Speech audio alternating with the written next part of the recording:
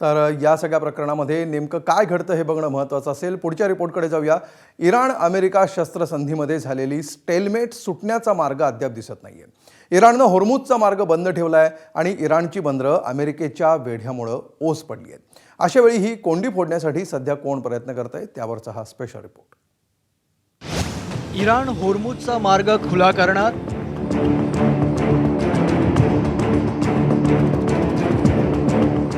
आर्थिक कोंडीतून सुटण्यासाठी प्रस्ताव,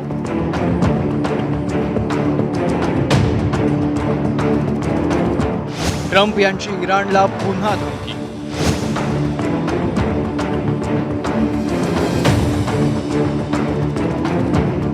आपल्या अणु कार्यक्रमावर कोणतीही चर्चा होणार नसेल तर होर्मुझचा मार्ग खुला करण्याची तयारी इराणनं दर्शवली आहे।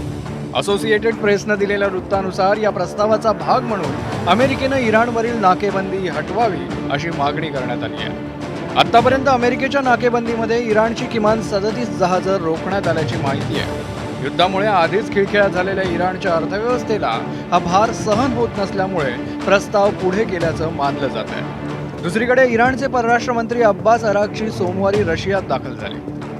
अमेरिकेविरोधात चक्रव्यूह रचण्यासाठी अराक्ची यांनी मॅरेथॉन दौरा सुरू केल्याची चर्चा रंगली आहे। सर्वात आधी अराक्ची हे इस्लामाबादला गेले। तिथे त्यांनी पाकिस्तानी नेत्यांशी चर्चा केली। तेव्हाच अमेरिकेशी वाटाघाटी होतील असा अंदाज बांधला जात होता। मात्र ट्रम्प यांनी आपल्या शिष्टमंडळाचा दौरा अचानक रद्द केला। तिथून अराक्ची हे ओमानची राजधानी मस्कतमध्ये दाखल झाले।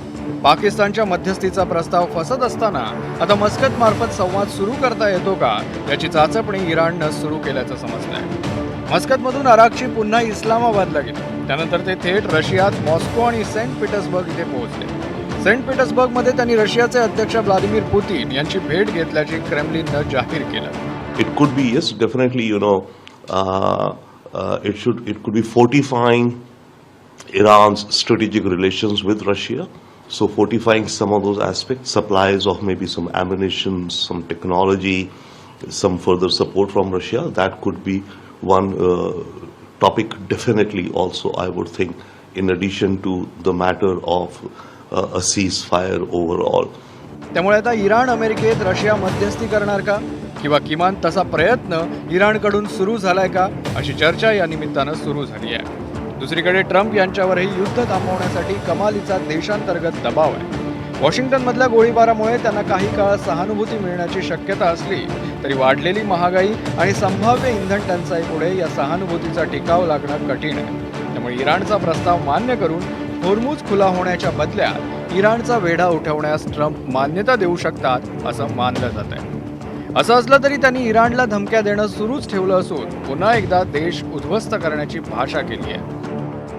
I see it differently. I see from the stage where President Trump was giving ultimatums.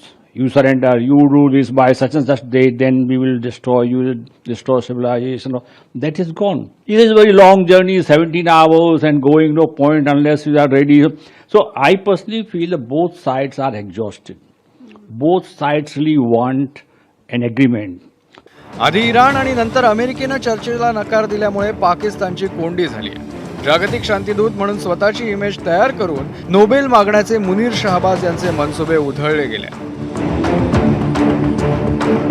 त्यानंतर आता ओमान किंवा रशियाच्या मध्यस्थीनं तरी शस्त्रसंधीची कोंडी फुटावी अशी अपेक्षा व्यक्त होते। ब्युरो रिपोर्ट, एबीपी माझा। एबीपी माझा, उघडा डोळे बघा नीट।